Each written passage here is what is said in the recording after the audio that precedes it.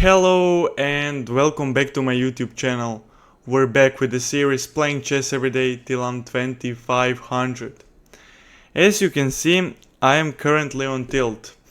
In basically last 2 days I have lost about 20-30 rating, and for Rapid that is, it's not a huge deal, but still it's not very good. Let's try to bounce back. Okay, we get the white pieces. This is the perfect start of a comeback story. Let's go e4. Okay, we get a Caro-Kann, and I play this line with knight to f3, and on d5 I play d3. This looks not good, but actually it is pretty tricky. Okay, knight to f6, and now I play this again weird looking move, knight to here. And now he is playing fast, but this is not the main line stuff. So I don't know actually what he's doing. Let's play... or do I play this in this line? So wait, let's actually see. This guy's playing fast, so maybe he actually knows some theory. Let's try to see in the future what kinds of positions will this transpose into when h pawn is on what square. So let's try to imagine what kinds of position if this pawn is here, if he's here, or he's here. Now immediately right off the bat, if I play, usually I will play here f3 to support the center. So something like a4, c3, and if in the process if he pushes here and here, I guess if I push g3, I should be fine, and this pawn should be a weakness later on. Because usually in this kind of position, so later on, black, you have played already f6 and then f3, and then black tries to go to this square, and then you have to play g3 to stop it. So I guess we just go move on with our plan, and if needed we're gonna play g3. So yeah, but now if h4 happens, I will play f3, and to prepare h3, yeah, and now if h3 I will go g3. So basically that will be alright, everything will be guarded, and not, I'm not really afraid of this pawn. I guess it's not so stupid because this is the positions without of the queens. So you can basically do stuff like that without getting punished. Okay, let's now go knight to c4. This is a usual square for the knight. We also open up the bishop to attack this pawn. Okay. Yeah, this guy is playing pretty weird. Don't actually know what to make of it, but I guess I don't really care, right? I don't know what is his idea, to push g3 now. Okay, maybe that. Let's then go knight to what? To here. I cannot push f4, e5 is no good, I think. So what? This could be a candidate move. But I'm trying to not move this bishop, since I think this guy is going to play bishop to h6 and exchange my bishop anyways. So if I move it and he then plays bishop to h6, I will basically waste a tempo. So let's not do that. h3, don't really think that's a threat, because I can take it. He takes here.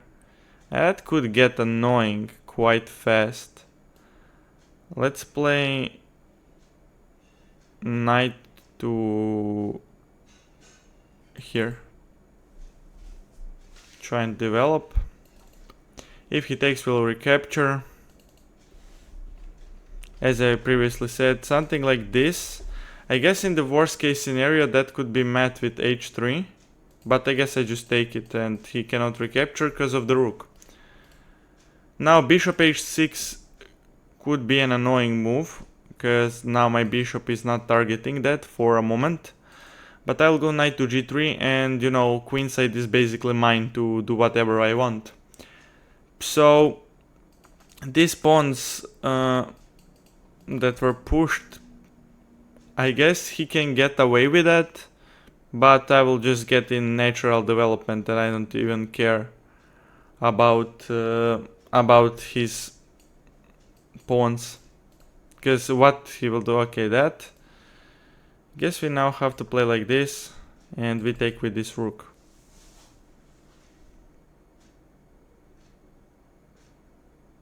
Because I don't really... Yes, okay, we'll take. They have this knight nice and developed. This bishop actually, wait, where does it go? Oh, it stays here for a long time. Yeah, that's this kind of... Or wait. Oh no, or bishop goes to here later on. Okay, as I already said, if he pushes that... I mean, he's still not threatening anything, really. I'm trying to think of where do I want to put... Because, you know, if he takes, I will take, and if he takes, I take. So I'm trying to think of where do I want to put my king. So now there's no more dark sword bishop, so king on e3 would be golden. So let's try and get that.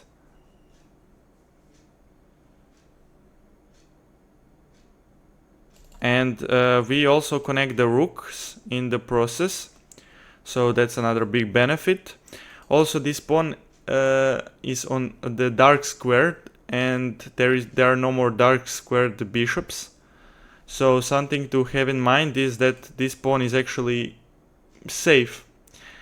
It cannot be attacked very easily, since it's on a dark square. Like knight won't really attack it anytime soon. And he doesn't have a dark squared bishop, as I already said. So this pawn is chilling, and his pawn might become a weakness later on. Now the reason why I didn't want to take here, and you know, it might look good, he takes and I like take the open file. If I take here, he will take on f3 and he will completely ruin my structure. And on the next move he will also, so something like this might happen. Takes, and takes here with the bishop. I take with the bishop, he takes with the rook, and I go back.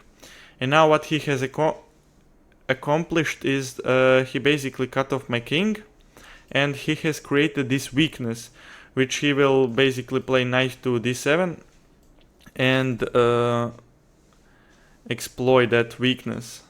Okay, he trades everything off.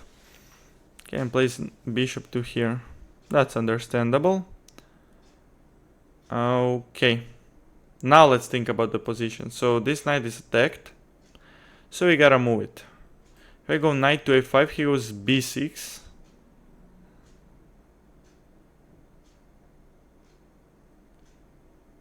Okay, then I go knight to b7, knight d7, e5, knight here, and I guess it's not so good. So maybe the smartest thing would just be to return, probably to here. Yes. Okay. If he takes here, I don't really care all that much. But this is certainly an interesting way to play this position. And I think this guy might be the guy who handled this position actually the best. Because in here, I don't think that I'm all that better. I'm maybe a bit better in this position, but I'm not a lot better or anything. I guess I can now play knight to here, which is pretty good. I stop him, I prevent him from ruining my structure. And I want to take this bishop, which will then create these two doubled pawns. And they are gonna be weaknesses forever. He cannot check me, I take him. Knight to c5 should be the best move here, he does play it. I guess we now take this bishop, as I said, that we will. And we probably just start pushing our pawn. I don't really know what else we can do. Now, one thing to keep in mind, I can lose this pawn. It's not a big deal. But you know what I'm thinking about now? What if he in the end takes this pawn? And he also then threatens to here, and if I play b3 then he can check me. And I really don't want to lose both of these pawns, because then in some future scenarios when my pawn reaches to here, he can sacrifice the knight. Okay, wait, so he plays a bit more passively, which is kind of weird. But I guess in the end he will win this pawn, so doesn't really matter. Okay, he's actually threatening. He's threatening knight to here. So I guess we can play rook to d1. And also what this move does is it prevents him from castling. And yes, he can now go back to knight to c4, attack these two pawns, which might be just good for him. But I think I have enough counterplay with knight to f5. So something like knight to f5 and then like rook to here. And he can never basically what I want to do is to try and keep this rook out of the game. If he plays here now, I guess I can take it. Yeah, I'm gonna take it. And if he takes with the king, okay. Now I guess let's play knight to f5. In the future we might take this pawn, but what we also do is we basically create this red carpet for our pawn to advance.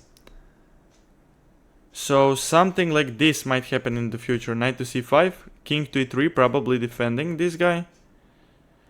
And after he takes here, b3. And the queen side is kind of freezed. And I guess I just run this pawn up the board. And always after some e6, when the knight moves, e6, I can always play knight to here, attacking this pawn, and also attacking this pawn, so that should be good. Okay, now actually I might not need to lose any pawns. I'm pretty sure that e5 here is a good move.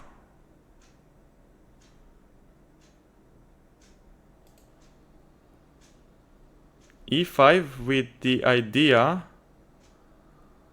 Well, okay, let's think about here for some time. e5, and my point is after the knight jumps per se here. Okay, then there might be some stuff, but per se it is, and the knight to d5, and then I can basically maybe go b3 and try and protect all of my pawns. But then this pawn might fall, and I think this pawn actually holds my position. So let's play king to e3 and let's gambit this pawn. I don't care about this pawn. I was about to say in a different way that I don't care about the pawn. Okay, he pins me. That's a nice move. That is certainly a nice move. Can he win this bishop though? Oh, he threatens to take here. Oh, that's the point. Oof, that's a nice move. Guess we now have to go knight to g3. Which is really not ideal. I need to break this pin and protect this pawn basically. Yeah, he got me. And I have to now keep playing fast. Because if I don't, you know, I will just end up in a bit worse position and down on time. Now we had to go knight to here, because if something like king to f4, he checks me, and then when I go back, he can take here. Basically, he induced my king there, and I don't actually think that there were many other options. Now let's play b3. I don't want to allow him to do anything. Okay, let's play rook to here. I drop this pawn, So maybe I go bishop to here. Rook to here could be annoying. But I guess then I go knight to f5. I take this guy again. Maybe I throw in this check. Okay, rook to here. Rook to here. I definitely throw in this check. Or do I? I suppose I do. I'm not sure. I'll have to probably go h3 at some point to at least have this pawn protected like this. If he plans on playing on h5, it's good to have this pawn protected, because now if I check him, like king moves, I take, he can take this pawn. I don't want to lose it. Okay, this check should lose. King to here, I guess, or wait, king to here.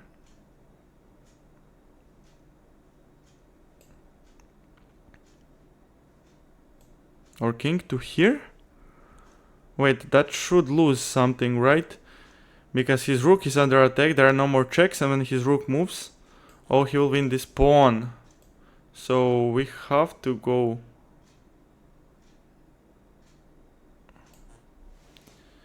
Wait a second, guys.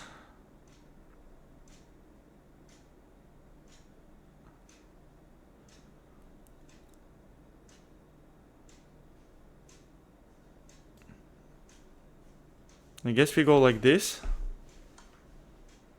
Okay, he checks me. Let's go here, I guess. Go back. I will explain this more when we come to analysis, why I played like this. Guess we gotta give check and protect like this.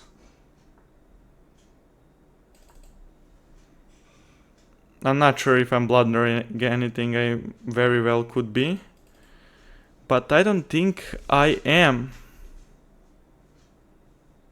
Everything is defended for the moment. Some king to here could be annoying for him to deal with, because he has to drop his knight back.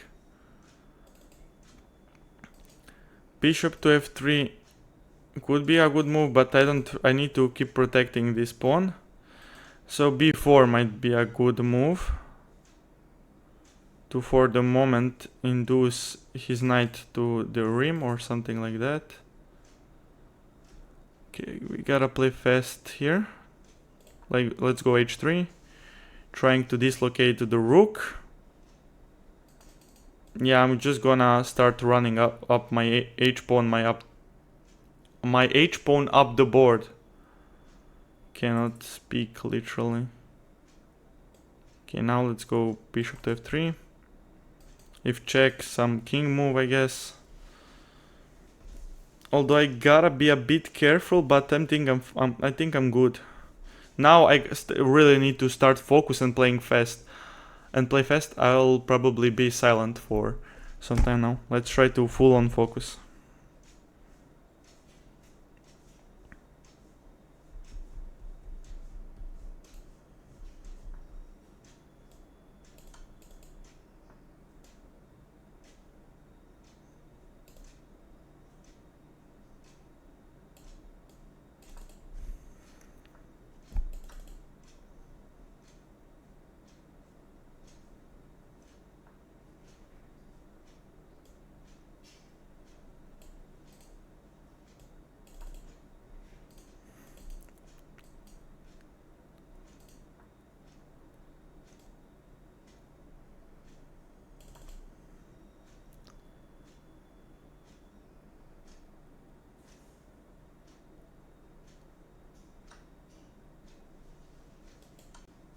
Okay, I think he blundered. He blundered because now when he is back, I throw in rook check and I take his rook. Okay, I think he blundered. But still 2 knights, very tricky. Okay, let's attack the knight. Take the knight again. Let's try and, what? Let's take. Let's try to push this pawn. let's sacrifice. Let's try to push this pawn, because knight endings are like pawn endings. So I guess I make a queen. He stops me, but I go knight here, and I still make a queen.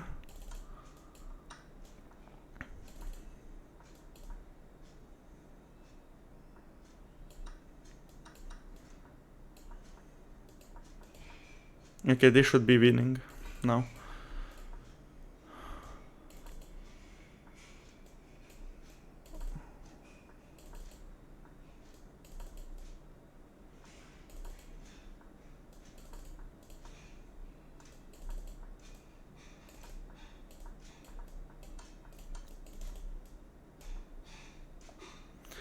Oof. Oof, that was stressful, guys. And even here in the end, you gotta watch out for some stalemates.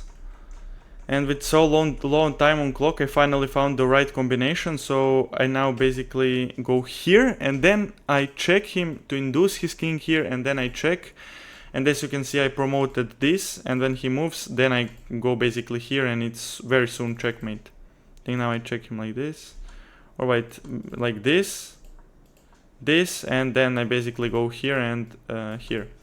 And that is nearly pre-movable, but I think I would just cut him off and pre-move my king up the board, you know, and then deliver queen checkmate.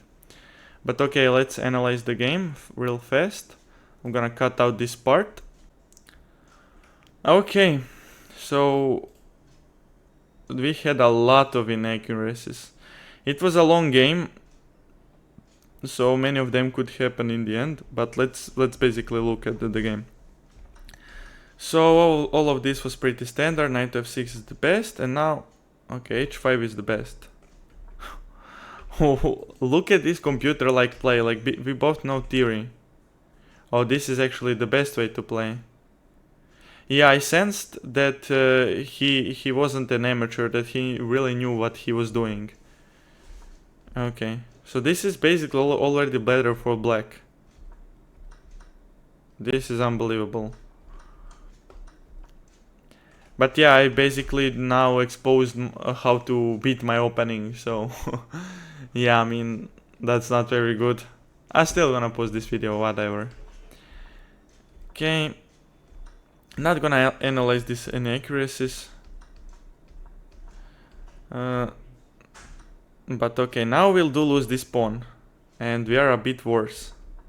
This was all good, and that's a blunder. This is a miss.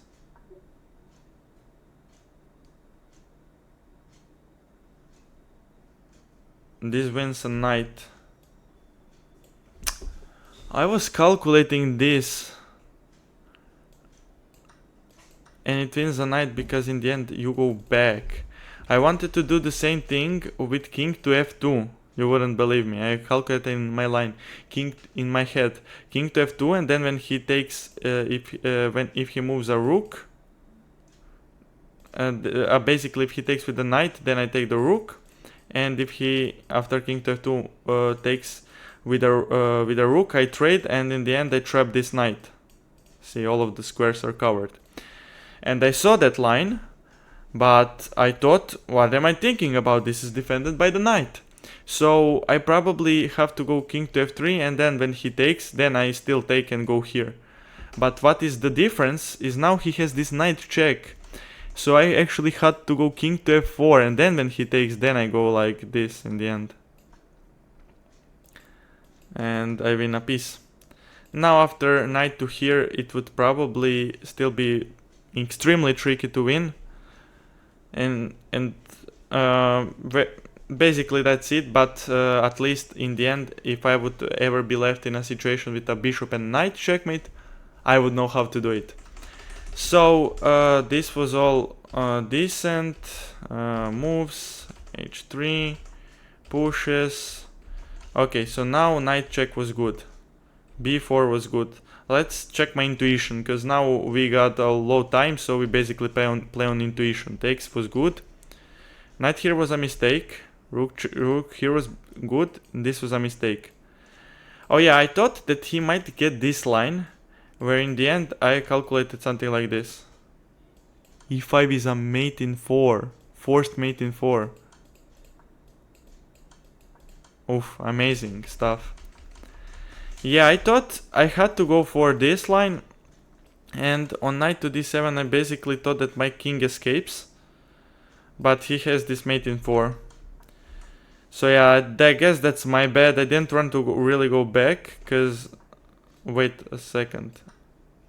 Oh, now I have knight to c6, so I don't actually lose a piece. And on this, I still do knight c6, and rook check, and then I attack both of them. No?